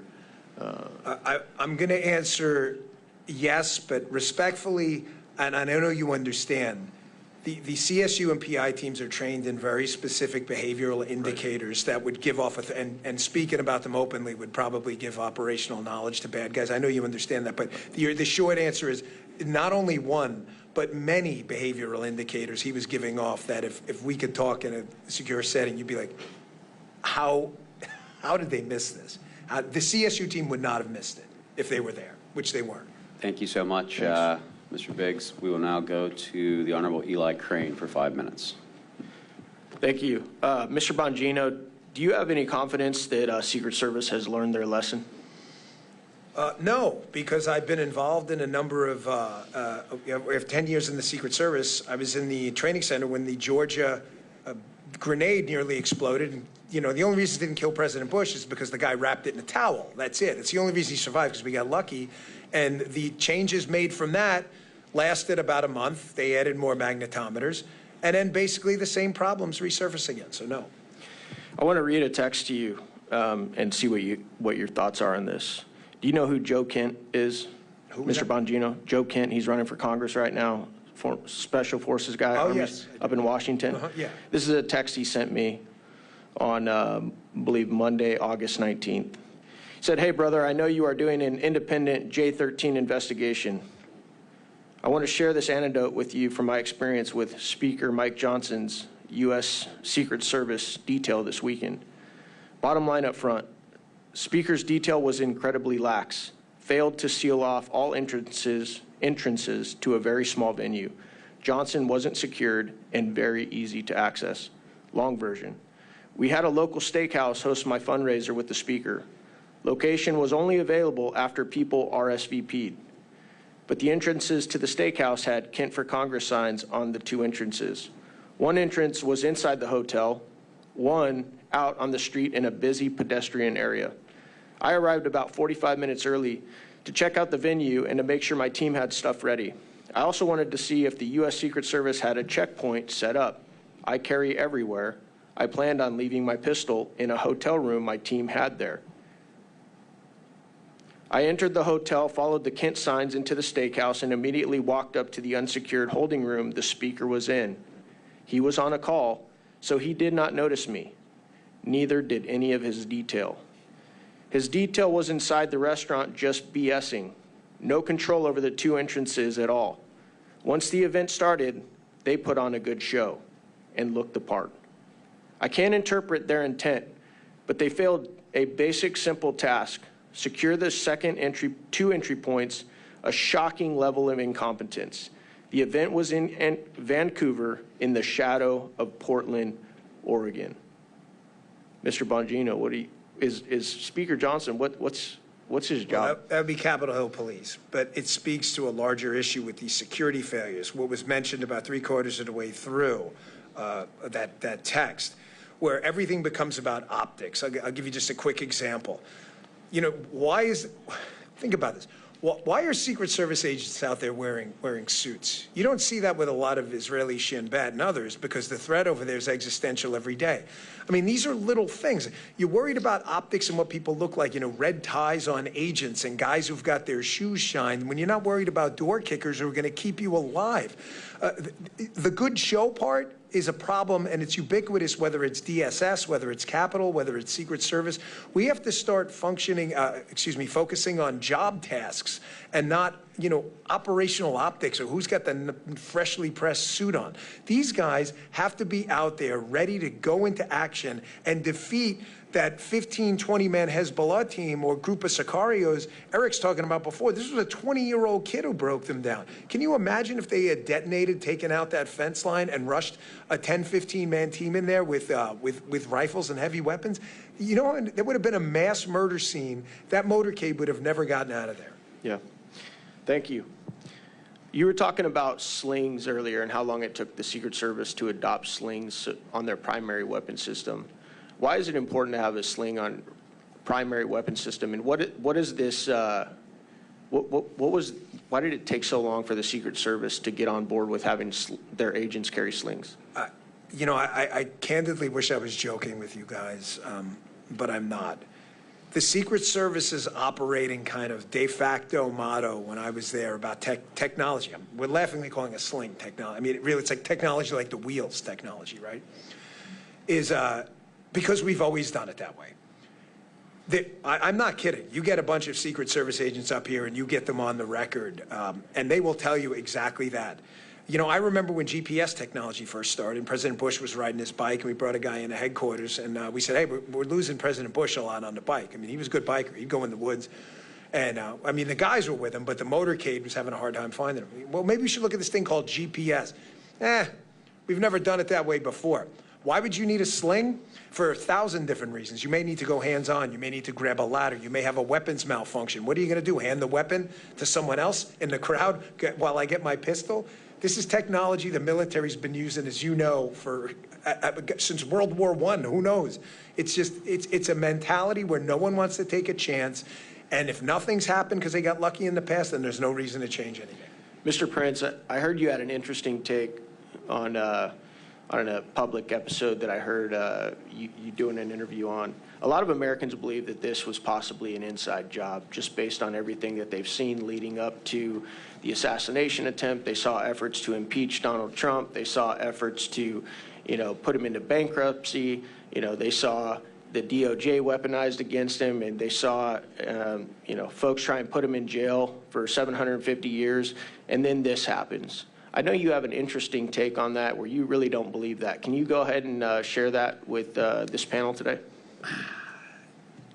You're right. There is a long list of ways that the one political party has weaponized all aspects of government in our society against their political opponent. And that is exceedingly dangerous for the survival of the republic, because that can go both ways. I don't think this was a grand conspiracy, another shooter, et cetera. Because if there was a second shooter, when the 20-year-old was shot and the Secret Service detail did an awful job of getting Trump off the X and let him stand up again, great instincts of the president to come back defiant, having just been shot in the head, to come back and say, fight, fight, fight. Great instincts on him. He never should have had the opportunity to do that, because his detail should have put him horizontal and moved him off there immediately. If there was a second shooter, it was a prime time for them to be shooting. So I don't believe there is a second shooter. I think this is a litany of incompetence. And it speaks to, as we also remember the anniversary of the debacle of Afghanistan, our problem is we have a federal government that doesn't have any accountability in any way, shape, or form. And I push back on you in Congress to affect the bureaucracy the one way that they care: cut their damn budget. Starve them out. Nothing else will get their attention other than their starvation. Well, I can definitely agree with that. I think all of us on here have been willing to shut the government if they're not willing to shut the border, and we've made that clear at times. With that, I'll hand it over for the Honorable Matt Gaetz for 5 minutes. I've learned a lot in this session, and here's what I think I've picked up. One thing did not go wrong that resulted in President Trump being shot. Mr. Bongino explained the 3 different layers and the lack of air controls. Mr. Schaefer explained the comms breakdowns. You got the paperwork back and forth with the field office and headquarters. So all these things are going wrong. So then the obvious question is, why did that systemic cascading failure occur? And I think you've given us really good testimony as to why. First, it's Bongino saying, well, this was bound to happen, based on these structural failures, with technology failures, with this embrace of DEI and a quota system. You had a very low floor to start with. And then I don't want to bury the lead here. You heard Mr. Prince's testimony that he believes that a motivation here might be they just didn't deem Trump a sufficiently worthy protectee, and that could inform on it. And then I think the most damaging, and I never really contemplated until you gave the testimony, Mr. Bongino, that giving the Trump detail the assets they requested, air, additional manpower presence, more folks, so that not everything is pushed out to locals, but indeed is the folks that have gone through the type of training that you provided in Maryland. Well, that was because that kind of a force posture could make Trump appear more presidential, more ascendant, more in charge. And I do think that in addition to what Mr. Prince has said about budget, there are things Congress can do to direct specific demands for documents around those 3 vectors and work on all of them. To the structural issues, Mr. Prince, is it something leadership can fix? Because one thing we've found is that you try to put downward pressure on any budget around here for anything, and it's like you're committing a war crime. And in some cases, we've seen some agencies improve when you get the right leadership in and can administer an effective agency. What's your perspective on that? I remember in the late 80s, during the Iran-Contra crisis, controversy, and the CIA was not being forthcoming with some documents that Congress had requested. And of course, the Democrats were in charge of Congress then. Tip O'Neill was the Speaker. He made it very clear that he was specifically withholding all the pay for all the SIS, the Special Intelligence Service, Senior Intelligence Service officers at CIA headquarters until those documents were delivered. Shocker, the documents were delivered by Friday to the Congress. Bureaucrats will respond to very specific pain points.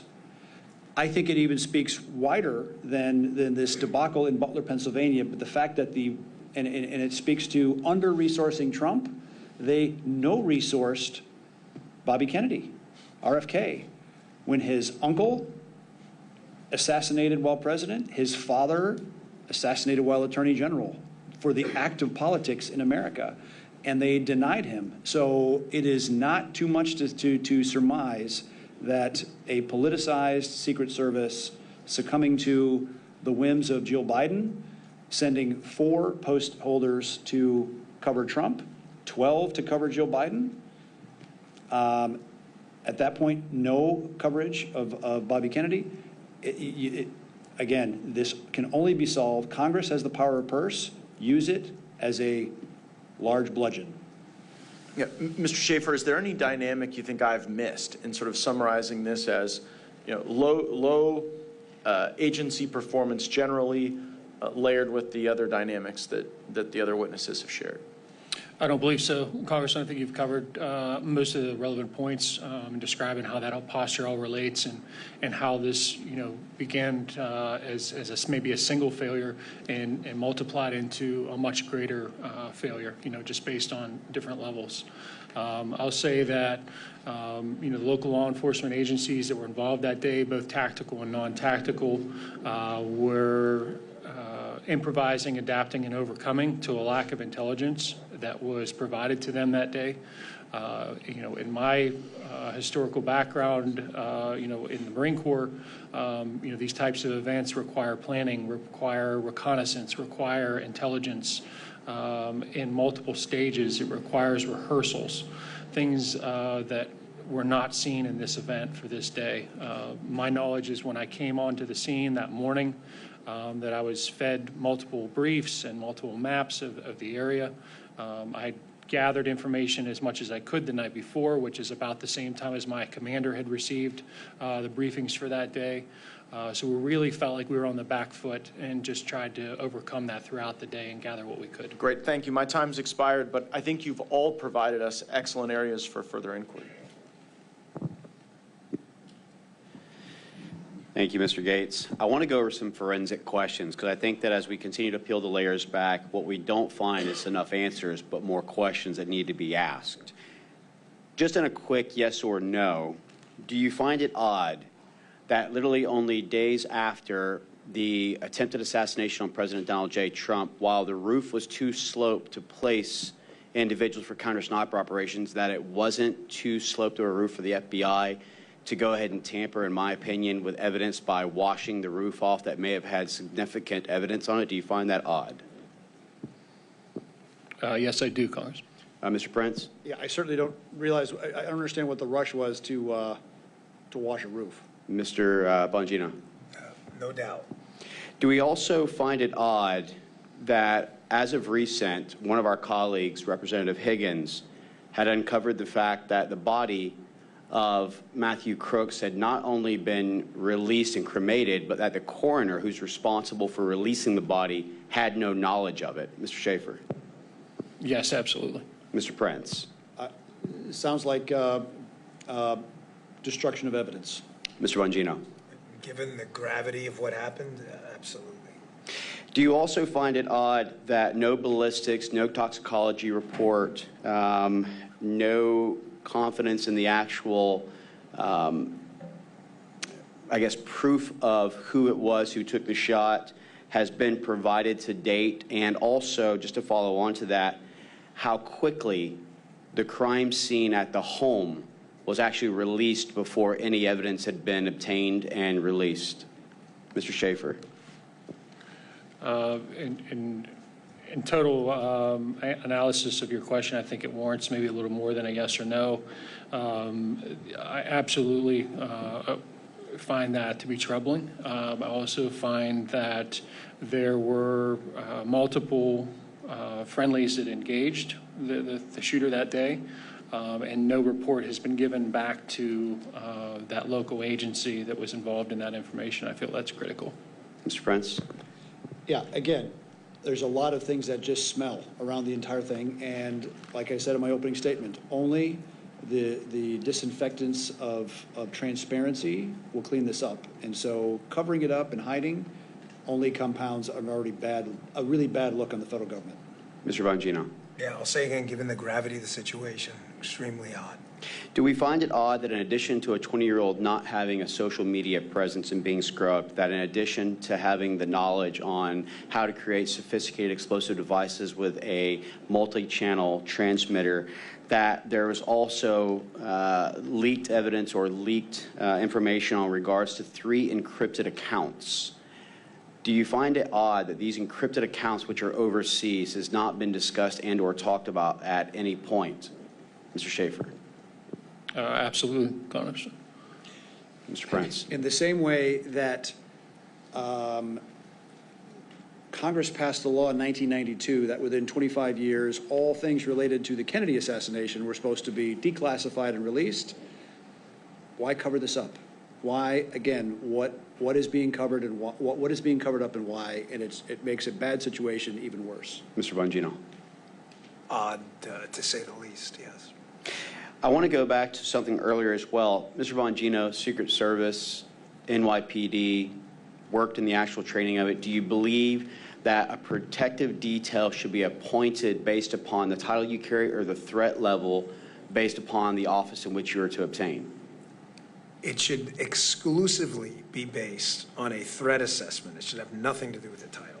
And do you agree that if you were the Secret Service director, that when the request came in based on President Trump's profile, based on the existing threats that would need to be mitigated, based on the request by his own officers, that would be something that you would approve or disapprove? There isn't a scenario where a sane, rational, well-trained Secret Service agent would deny CSU or counter-sniper assets to a threat, to a protectee with a threat footprint like Donald Trump. Not a chance. Well, I really appreciate that, and I know that you're enjoying the private sector, but I can tell you we'd have been far better off by having the director of the Secret Service be Dan Bongino than it be Ronald Rowe or Director Cheadle. I'm going to go ahead with this and turn it over to my colleague, Mr. Honorable Chip Roy, for 5 minutes. Thank my friend from Florida. I know some of you are on a clock. Got to get out of here at 2 o'clock. I think we're going to come right up on that number. I'll just have a few questions really quickly. First of all, because we had some conversations earlier about the building from which Mr. Crooks was able to position himself. One of the things that's been talked about is the slope of the roof and all this nonsense. People, we've seen members, Clay Higgins, some of these guys been able to walk on that roof. But one of the things that I was questioning about, nothing was deployed, given the extent that it was allowed to have the perimeter inside of that, and then allowed that guy to be able to get access to it, and all the stuff you're talking about with the rings, and they didn't even deploy anything like putting barbed wire up or anti-climb spikes or anything else, right? There was literally nothing put up to deter someone from being able to get access to those buildings. Is that correct, Mr. Schaefer? You were on site? Yes, Congressman, that is correct. And, I mean, would that have been, again, given that it wasn't within the perimeter, would that have been another thing they could have done? Was done something to at least limit the ability to have access to the building? Put some sort of anti-climb spikes, barbed wire, anything up around it? Yes, there were multiple possibilities on how to defeat that or possibly take that out of play as a threat area. A question I'd ask Mr. Prince, you raised the defunding question. I don't think anybody questions where I personally come from on desire to defund a large chunk of government to the extent that I possibly can. But that being said, I think it was Mr. Gates who laid out the extent to which you're viewed as basically a war criminal if you dare, raise those issues. But the real issue is, right, it's always the threat of shutdown, right? It's like, oh, things will shut down. And so this is my actual specific question. The psychology is always reversed. It says if you take the money away from the Secret Service in this case, or let's say we're talking about Border Patrol and dealing with the border. We had Mark Morgan here earlier. Anything we do to say, hold on, no, we're not going to give you this funding unless we get X. And then the other side says, well, you're taking away the funding from the thing you say you want. And i.e., we want a competent Secret Service.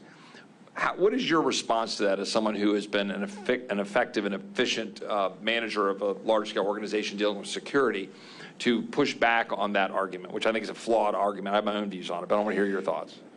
What made America great, what made our society effective in the first place was competition, was innovation and efficiency from the private sector.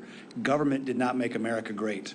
And so that is a fundamental difference in paradigm that needs to be settled at the ballot box. And even Republicans have to return to being they have to return to be the party of fiscal sanity, because even Republicans have been runaway spenders, prolific, and it's like going downhill on one ski instead of on two skis. We've been going downhill.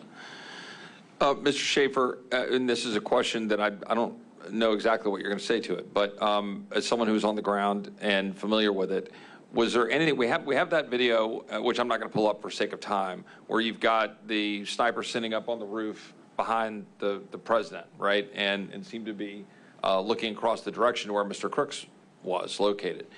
Was there at any point any rules of engagement or any orders coming down from on high that prohibited those individuals from reacting, to the best of your knowledge? Because I'm trying to figure out what was in their line of sight. And again, that's speculative from my standpoint because I'm not there. Sure. So I can speak on both locations. So the north team, we'll call them, in the northern side of the buildings there, had a few obstructions visually to be able to engage them, to engage the shooter at that point in time. The southern team had a much better vantage point, and that speaks directly just to the location and proximity to where the shooter was located. However, going back to our earlier discussion about compromised authority, and Mr. Bongino can add to this as well, in that capacity, we don't need authorization. We don't need any other things other than the prerequisites for a threat to meet a deadly force response. I appreciate that. Mr. Bongino, I'll let you comment on that, and I'll ask you one more question in closing, because I know you need to go. We had some reporting from Ms. Crabtree, who was here with the panel earlier and is here with us now, earlier about the potential engagement or interference, I should say, by Iranian authorities in terms of our ability to protect our president, Secret Service, and so forth. Do you have any perspectives on that and why that's particularly problematic, or anything to add about that, and how our foreign adversaries are viewing what we're seeing unfold in front of us? Well, I want you to keep in mind that we've known about the Iranian threat after the death of Soleimani to John Bolton, Donald Trump, former President Trump, and others for well over 3 years now. So there's no, keep in mind, this is a regime that has a history of documented terror attacks who sloganeers death to America. So they're not actually, their motives are, you don't have to investigate their motives, they tell you. They've known about it. If they have, and Susan's an excellent reporter, if you're not following her, you're making a big mistake on this. I have no reason to not believe her reporting or its accuracy. She's been that good. 3 sources, if I remember correctly. If these 3 sources are accurate, that we have been compromised and security allocation decisions are being made by people under the influence of the Iranian terror regime, then this is going to be a whole different panel if we do this again. By the way, I have to run. I'm sorry. I got to excuse myself. I'm sorry. I don't mean to be rude. Thank you. Thank you, gentlemen. I'm done. I yield back. Well, I want to thank our panelists, but we're going to do a quick close, myself and Congressman Crane. But before I close, I just have one more question for you, Mr. Schaefer, which is, can you tell me exactly how many rounds and how many shots were fired? Yes. So the total round count that was released after the investigations were done were 10 rounds, 8 by the shooter himself, the threat, and 2 friendly rounds after that. The 2 rounds both making impact, or can you confirm on this? That has not been made possible, or we have not had the opportunity to confirm that based on the withheld information of the autopsy report. And given your involvement in this, what also have you heard on the explosives and the sophistication of the devices? So the explosive devices that were used, the primary charge was a homemade variant known as ammonium nitrate and fuel oil, or AMFO, supposedly manufactured possibly in the residence of the home. Obviously, for those that don't know, in the construction of these types of materials, there's a process. There are things that need to be procured, and most likely those things would have been located through online means, which again leads to more questions, in this matter. And then the programming of those devices were done with a remote detonating device that was specifically designed for that purpose, most commonly used in the commercial fireworks market. So needless to say that these types of devices being bought would have brought someone up on an FBI watch list potentially, very much so like the Pakistani individual who was arrested on July 12th who had traveled to Iran prior to coming into Houston would have been on that FBI watch list. I want to just thank everyone who's here today. I want to thank everyone who is watching and participating in this. Needless to say, this is the beginning of more of these forums. This is not going to be the only one. We need to get further transparency and accountability for the American people.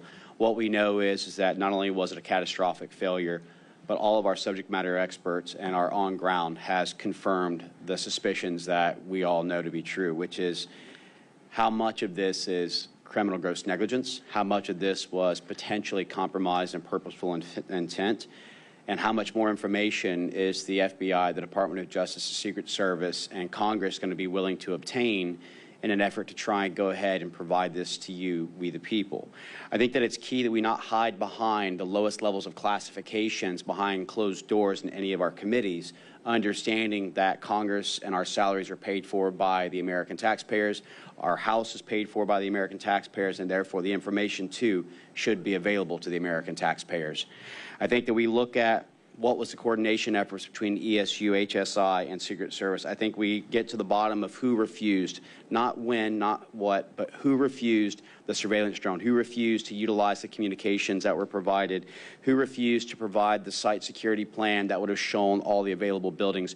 Was each individual building numbered, and was those indicated during the time of the actual security planning? Where is Thomas Crooks as far as the toxicology and all the other reports? Where was the white van, and what is the follow-up? Why was the FBI so early to release? And even Attorney General Pam Bondi, the former Florida Attorney General, said she had never seen in her time as the Attorney General a crime scene released at such a rapid pace. What was the coroner's understanding of when the body was released, why and how? Why is it that they did not show up to the morning briefing? Why was a Kubota dealership only 400 yards away not being looked at? Where are the encrypted accounts, and why are we not getting further information?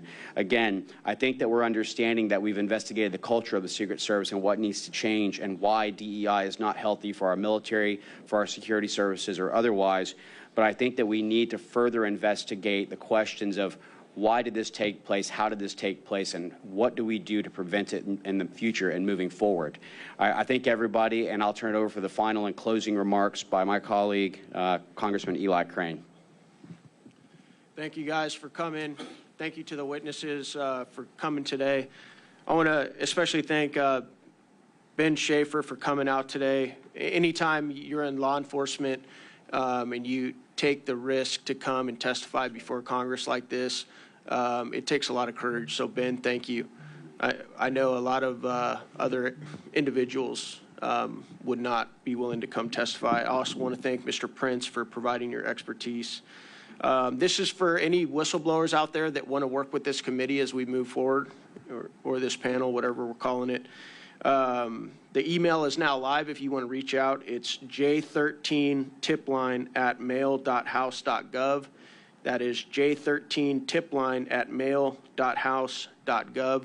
Obviously, a big part of this panel, and how much success we have or don't have is going to rely on whether or not we have people who are willing to whistleblow and come talk to us. And one of the reasons we're doing this, obviously, is because we don't want this to be memory hold, and that's what we see going on right now. It seems like the news cycle moves so fast that this feels like it was 10 years ago already. And unfortunately, if we're going to make sure this never happens again, we need to stay on top of this. We need to keep it front and center, and we need to keep asking questions. And so that's why we're doing this. We'll continue to do it, but because we don't have subpoena authority and power here, we're going to need to rely on whistleblowers. So if you guys want to come talk to us, we'd love to talk to you. That's the place you can do it. Thank you guys so much for coming. We really appreciate it. Mr. Chairman, I just want to close with one last thing, which is just, we talk about this, we talk about the president. We've certainly, go ahead and put him up there. We just want to make sure we honor and respect the passing of Mr. Comparator. And we're going to keep seeking the truth, but someone died that day, and that's why this matters. It goes beyond just the assault on the president, but a man lost his life. Yield back. Well done. And with that, we'll go ahead and once again thank everybody for what you've done. Thank you, Mr. Prince. Thank you, Mr. Schaefer, Mr. Bongino, who've done an amazing job, and to all my colleagues who are willing to come forward and not be silenced. That's why this website's so important. We look forward to holding a follow-up forum with new information, as well as if we have other witnesses who are willing to come from earlier that's going to come before our forum, so we will be doing this again. And again, let's do this to honor Corey Comparator, who has fallen. Let us not forget the significance of August 26, 2021, and our fallen 13, and let's continue to seek and find out the truth. Thank you so much for your time.